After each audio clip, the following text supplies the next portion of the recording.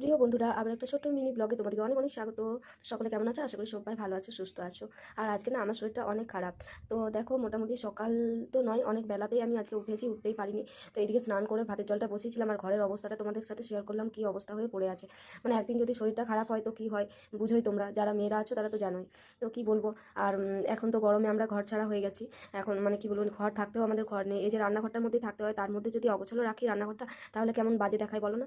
তো আমার যতই শরীর খারাপ থাক না, আমি অগোছালো খুব একটা থাকতে পারি না। একটুখানি শরীরটা ভালো হলে মনে হয় যেন একটু গুছিয়ে নিই। আর ওইদিকে দেখতে পেলে তোমাদের দাদাভাইয়ের কি কাণ্ড, মানে আমি যা যা সবজি নিয়েছি উনিও তাই তাই সবজি নিয়েছে। গরমকালটা এলে সত্যি আমার প্রচণ্ড ভয় লাগে, মনে হয় কেন জানি গরমকালটা এলো। আজকে তো ফ্যানের বাতাসটাও নেওয়া যাচ্ছিল না। আর কি বলবো, আমি তো রান্নাবান্না করে না হয় ঘরেই থাকছি, আর একটা মানুষ যিনি মানে আমাদের জন্য সবসময় রোদে গরমে খাটছে, সে দুমুঠো ভাত খেয়ে বেরিয়ে যাচ্ছে আমাদের জন্য কাজ করতে। মানে আমরা রোদে গরমে দেখো, এই যে ঘরটা গরম হয়ে যাচ্ছে বলে আমি ভিজে কাপড়টাকে দিয়ে দিলাম, আর এই দেখো এই দইটা না আমি নিজের হাতে করে করেছি। আর বাইরে কি লু বাতাস বইছে, দেখেই ভয় লাগছিল যে মানুষটা বাইরে আছে, কি হবে কি